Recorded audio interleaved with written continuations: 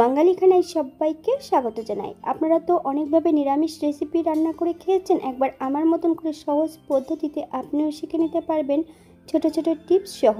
আজকে আমি এখানে দুটো নিরামিষ পদ রান্না করব। খেতে কিন্তু খুবই সুস্বাদু হয়েছিল। কম তেল মশলায় আমি দুটি রেসিপি কিভাবে রান্না করি চলুন সেটা একবার দেখে নেওয়া যাক ভিডিওর মাধ্যমে।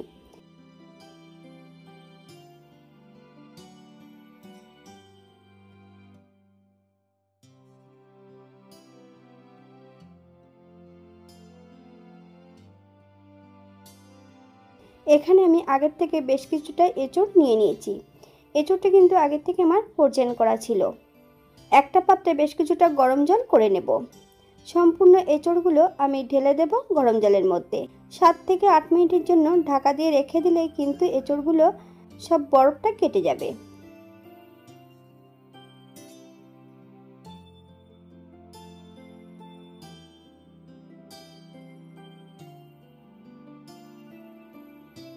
একটা পাত্রে আগের থেকে বেশ কিছুটা মটর ডাল ভিজিয়ে রেখেছি।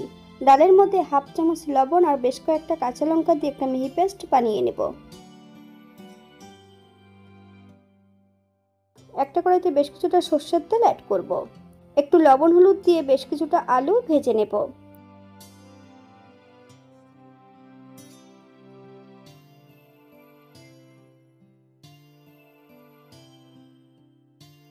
এই পর্যায়ে আলুগুলো তেল থেকে তুলে নেব। আপনারা এর থেকে কম বেশি ভেজে নিতে পারেন।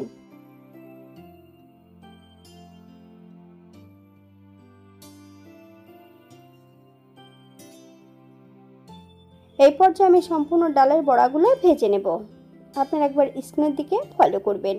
উল্টিয়ে পাল্টিয়ে বেশ ডালের বড়াগুলো ভালো করে ভেজে নিতে হবে। তবে আপনারা আপনাদের পছন্দ মতন ডালের বড়াগুলো ভেজে নিতে পারেন।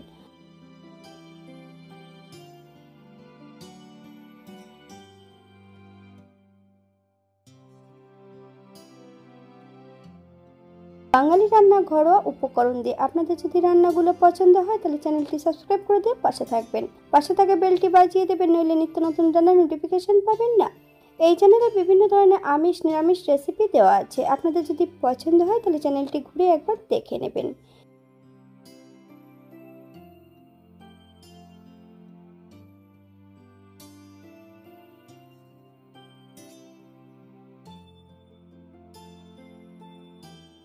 এই পর্যায়ে সম্পূর্ণ ডালের বড়াগুলো তেল থেকে তুলে নেব। আপনারা এর থেকে কম বেশি ভেজে নিতে পারেন।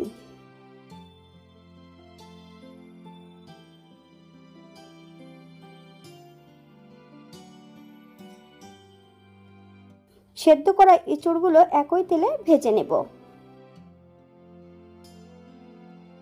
যখন আমি ফ্রোজেন করেছিলাম তখন কিন্তু এঁচোড়ের মধ্যে লবণ দিয়ে সেদ্ধ করে রেখেছিলাম, তাই এই পর্যায়ে আমি কোনো লবণ অ্যাড করব না। হলুদ গুঁড়ো দিয়ে এঁচোড়টাকে বেশ ভালো করে ভেজে নেব।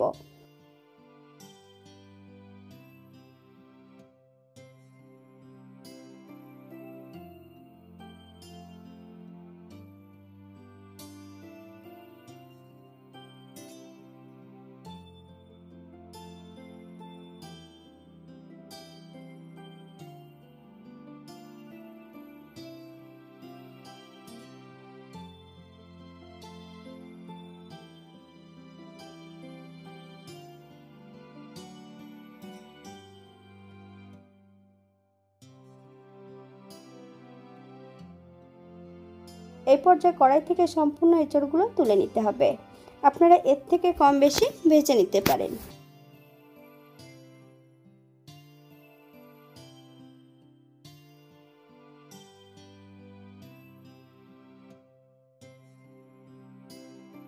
আবারও বেশ কিছুটা সর্ষের তেল অ্যাড করেছি।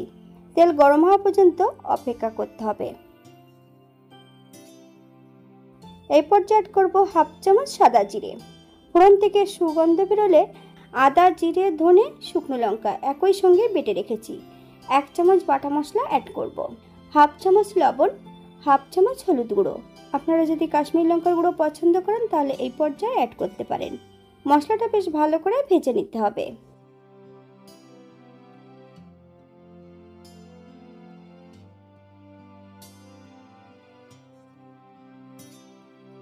এই পর্যায়ে অ্যাড করব মশলা ধোয়া বাটি থেকে সামান্য একটু জল। মশলা কষানোর সঙ্গে সঙ্গে কিন্তু আমি সম্পূর্ণ আলুগুলো অ্যাড করে দেব। মশলা সহ আলুগুলো বেশ ভালো করে কষিয়ে নিতে হবে।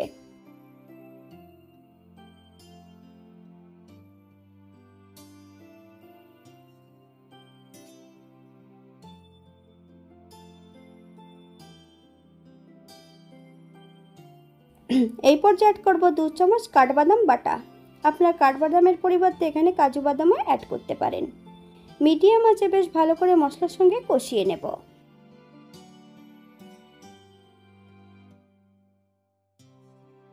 মশলা থেকে তেল ছেড়ে দিয়েছে। এই পর্যায়ে সম্পূর্ণ ভেজে রাখা এঁচড়গুলো অ্যাড করে দেব। মিডিয়াম আঁচে বেশ কিছু সময় মশলা সহ এঁচড় দিয়ে বেশ ভালো করে কষিয়ে নিতে হবে।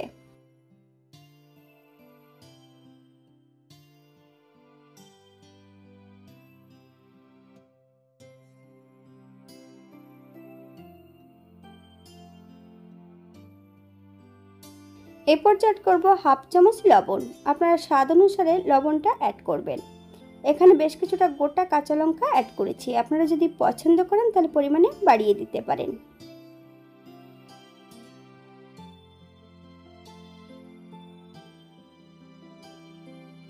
এখানে আমি গ্রেভির জন্য 1 কাপ জল অ্যাড করব। তবে জলটা আমি এখানে গরম অ্যাড করেছি, আপনারা ঠান্ডা জলও অ্যাড করতে পারেন।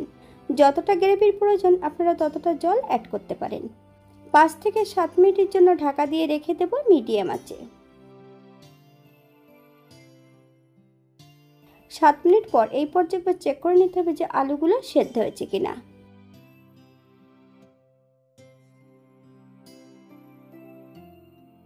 এই পর্যায়ে অ্যাড করব ভেজে রাখা সম্পূর্ণ ডালের বড়াগুলো। হাই ফ্লেমে বেশ 2 থেকে 3 মিনিটের মতো নেড়েচেড়ে রান্না করে নিতে হবে।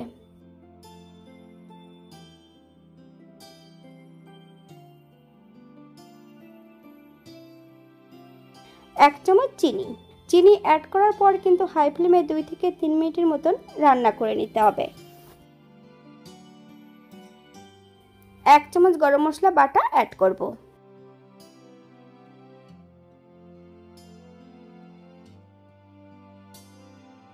1 চামচ ঘি। আপনারা যদি পছন্দ করেন তাহলে পরিমাণে বাড়িয়ে দিতে পারেন।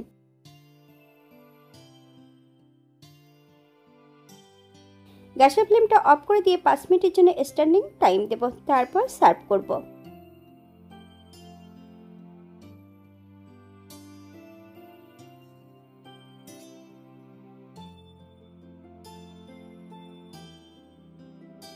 এটা দেখতে যেমন ভারী সুন্দর হয়েছে, এটা গরম ভাতে, রুটি, পরোটা সবকিছুর সঙ্গে অসম্ভব ভালো লাগবে। আপনারা বাড়িতে একবার একই পদ্ধতিতে বানিয়ে নেবেন। আজকে কিন্তু এঁচড়ের ডালনা করেছিলাম সম্পূর্ণ নিরামিষ। আপনারা যদি অন্য অন্য মশলা পছন্দ করলে অ্যাড করতে পারেন।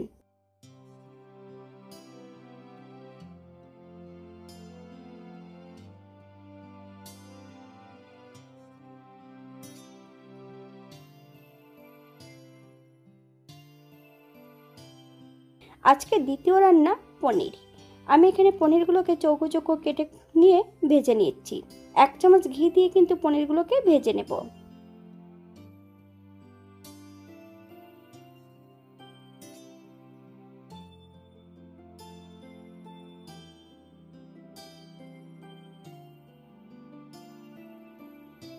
আগের থেকে আমি বেশ কিছুটা দুধ ঈষদুষ্ণ গরম করে রেখেছি। ভাজা পনিরগুলো আমি দুধের মধ্যে অ্যাড করে দেব। তবে পনির ভাজার সময় কিন্তু সামান্য একটু লবণ অ্যাড করতে হবে।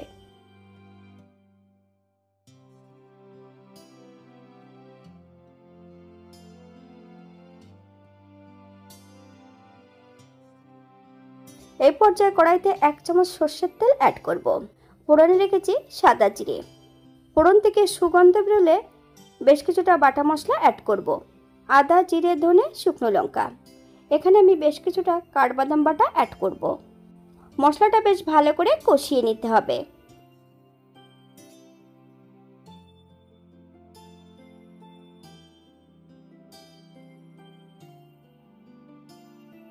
এই পর্যায়ে সম্পূর্ণ ভাজা পনির দুধ সহ অ্যাড করে দেব। মিডিয়াম আঁচে বেশ কিছু সময় রান্না করে নিতে হবে।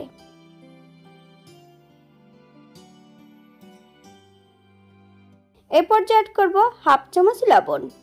আপনার স্বাদ অনুসারে লবণটা অ্যাড করবেন।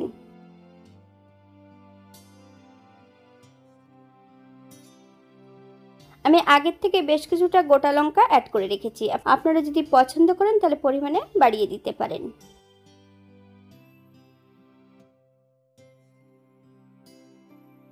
1 চামচ গরম মশলা বাটা,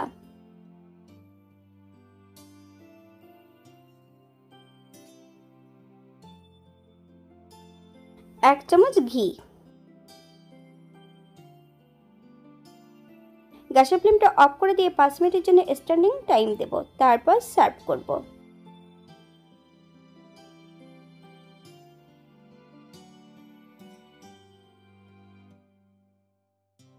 এটা দেখতে যেমন ভারী সুন্দর হয়েছে, এটা গরম ভাতে, রুটি, পরোটা সবকিছুর সঙ্গে অসম্ভব ভালো লাগবে।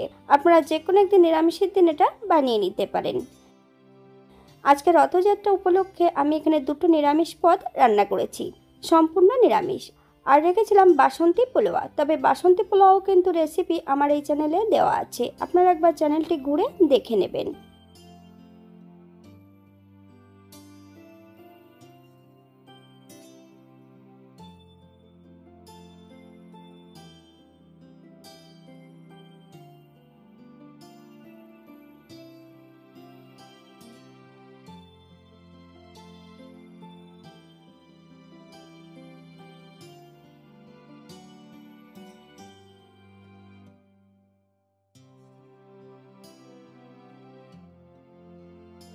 আজকের ভিডিওটি এই পর্যন্ত। সবাই সুস্থ থাকবেন, ভালো থাকবেন। অন্যদিন নতুন রেসিপি নিয়ে আপনাদের সামনে আবার আমি হাজির হব। নতুন ও পুরনো সকল বন্ধুদের অসংখ্য ধন্যবাদ ভিডিওটি দেখার জন্য। হাতে যদি সময় থাকে তাহলে একটা লাইক, কমেন্ট, শেয়ার করবেন।